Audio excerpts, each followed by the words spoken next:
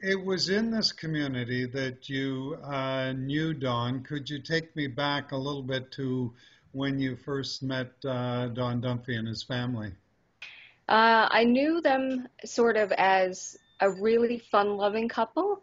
They did a lot of socializing, were connected in lots of events and outings and that sort of stuff. And they were really, really good-hearted people. I was, much younger than they were at that time, but I've been on record as to say that they treated me like an equal. I never ever felt less than, or, sometimes there's always that hint of when someone's an older adult that they, make you feel a little bit less than. Never, ever, ever felt that around Donnie and Louise ever.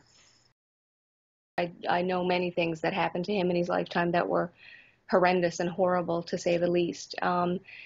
They were married for a little while, Donnie and Louise, and had unfortunately miscarried a child. And then Louise died few years into the marriage. She had died in her sleep, I believe, and no forewarning, nothing like that. And it was another major tragedy that Donnie had to deal with. So that was something else he faced alone, to become a single parent and a widower as well. With with those challenges he was facing at that time, how did you see him as a father? He was fantastic. He had a lot of friends that came and helped, and had some family that were a great support to him in raising Megan, but he did the bulk of it all himself. He was very responsible as a single father. He took it on and did it without a second thought. He did what needed doing, and he did a fabulous job at that. She's a wonderful, wonderful young woman. And how would you describe their relationship? Well, I think just being the two of them, it goes without saying that they were really close, tremendously close. So it was just the two of them for years and years. She's a young adult now. She's told me a few things about her relationship with her dad. Can you add your sort of observations to that? Anytime I ever saw them together, it was always, sort of lighthearted, the same thing. They joked with each other. Donnie was really witty, had a really, really good sense of humor, so he was always sort of joking and that sort of stuff. And you could see that in the relationship. I'm sure there were moments that were serious, and he took his parental role very serious. So, she was raised very well. But at the best of times, it was really good, and they were really, really connected. Did a lot of things together. The other aspect of his life was being seriously injured, and how that impacted his ability to make a living and to provide for Megan. I know a fair number of people who worked with Donnie throughout the years, and most of them speak very highly of him. But they also tell me that he tried really, really, really hard to work. I guess being a single father, he knew it was all he had. There was nothing to fall back on. There wasn't a second income. There wasn't somebody else. So he really tried hard and probably pushed himself to work to a point where that he couldn't. So I'm thinking that inside Donnie's head, that was really hard for him to deal with. Were you aware of Don's social media and interaction with people over issues like particularly injured workers, but other things as well? Not as cognizant as I am today, of course, because of the circumstances, but back before he was killed, I knew of the situations where he would call the radio show here, open line on VOCM, and be vocal and make his issues known and heard. I wasn't quite aware about the Twitter, but I did know that he was connected with other people in the community that were definitely, spokespeople for injured workers. Tell me where you were, how you got the information about him being killed, and the impact that it might have had on you. It was Easter Sunday, were here as a family in my house. And my brother called back and said that the shooting had been fatal and that it was Donnie. And I think after that, we just were in complete shock. I don't remember much about that evening, I have to admit. My heart broke because the first person I thought of was Megan, and how do I connect and how to reach out to her, and even, what sort of steps to be taken. And I think I just sat here that evening and waited to hear more, never, ever, ever thinking that the circumstances was horrific as what they've turned out to be. Would you have thought he would have been capable taking out a rifle and threatening someone with it? Absolutely not. I've said to people and had stories and conversations with people since Donnie was killed that I remember being that young teenager and connected in that family circle, that Donnie didn't hunt, couldn't hunt. When the boys here would go off rabbit hunting and duck hunting and moose hunting, which is very, very popular in our area, Donnie never did, couldn't. He wouldn't. Wasn't in him. He couldn't kill an animal, especially rabbits and that sort of thing. And I often heard him say that he just couldn't do it. So I was shocked and astounded and just, unable to even fathom that that was even something that could potentially happen. Do you see the possibility that through his frustrations with his treatment as an injured worker, he might have somehow gone over the edge and become a danger, as they say, to himself or to others? Not the Donnie Dumphy that I knew. Many people have said that to me, and in the first weeks that followed, people said, "Well, what happened if, what about if he just snapped?" I suppose a part of me would, as a human and being realistic, would have to say, yeah, it's possible. It's happened to others, not to Donnie Dumphy, not the person that I knew. It wasn't in him. He didn't show a real anger side. I mean, even from things I've read since April 5th, have never alluded to me that there was violence in him. Anger maybe, absolutely, but violence or, an ability to just lose it, no. And I mean, it was Easter Sunday morning. He was with Megan and they were out to brunch and, he was probably in one of the calmest states that maybe you'd find him. He just spent hours with her and was, had just arrived home. So it just doesn't even add up to me.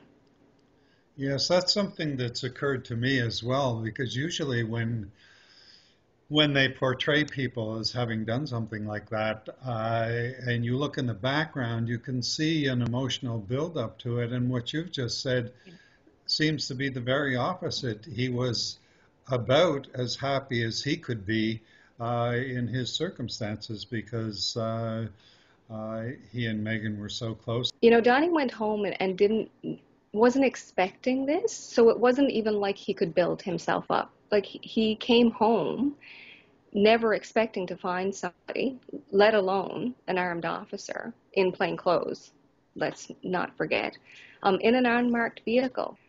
To think that something so horrible or could have, turned upside down and inside out in such a short amount of time, given everything that led to that particular moment, it's so hard to comprehend. Stated reason for visiting him was to investigate his tweet. And the implication was very strong that they didn't know who this man was, and yet there seems to be a lot of evidence since then that they knew very well who he was. I think Donnie's Twitter account was upwards of tens of thousands of tweets. So if this particular person involved, was a social media strategist, I presume that he had, followed many of Donnie's tweets. So it wasn't like he didn't know the character or didn't know, how he sort of presented himself. So To say that they didn't really know, I find that really hard to believe. I think they knew a lot, and we also know that the RCMP had a relationship with Donnie for many reasons. One being that he used medicinal marijuana for his injury, and I think that that's something that goes on record to say there was already an established relationship with a police force who they were dealing with. Absolutely. And also I understand that politicians such as Stephen Kent knew him personally as somebody who'd been around in person as an advocate. So you formed a group. Could you tell me what it is and what its purpose is? So I have taken the lead to form what we call the Don Dunphy Community Coalition. I met with a few members in the community just this past fall because I felt like too much time had elapsed with no sort of information, nothing really, from the RNC. Uh, so it was sort of time, I thought, that we got together as a community and just had a voice to say, we're still here and we're still waiting for some sort of information. I recognize that it's quite likely that the information won't be made public once that investigation report is completed. And I think that was my whole idea in my thoughts of knowing that that quite likely was a possibility. That was more of a reason for me to form this community coalition to say that we definitely won't just sit back and say, closed case, done deal. We won't sit for that. Absolutely. What are you looking for? A public inquiry would give us more information, would give us, the circumstances of what really happened that day. And I think too, policy and protocol as to how this even happened. How did a lone officer end up at Donnie's house in plain clothes, in an unmarked vehicle, armed? How did that even transpire? There's so many things there that just doesn't make sense. And the other thing for me is that it happened in such a short time frame. There was, in less than 15 minutes for something of that magnitude to happen inside somebody's home, leaves a lot of unanswered questions. With your community group, is there division within the community, or are they more or less unanimous? I have not come against anybody in this community who's questioned what we're doing, not one person. The March for Injured Workers that we did on the 7-month anniversary of Donnie's death happened, we put that together in less than 48 hours. We had media present, and we had 50 community members come out that evening. Last minute, really, when you look at it, and lots of show of support. I've been to community events since that on November 7th where people have come up to me and said, keep going. What you're doing is well respected. Keep the fight going. There's a lot of support here. And, even the visuals for us, like Donnie's house is still here. We pass by it. I've said before, the children travel past that on the school bus every single day.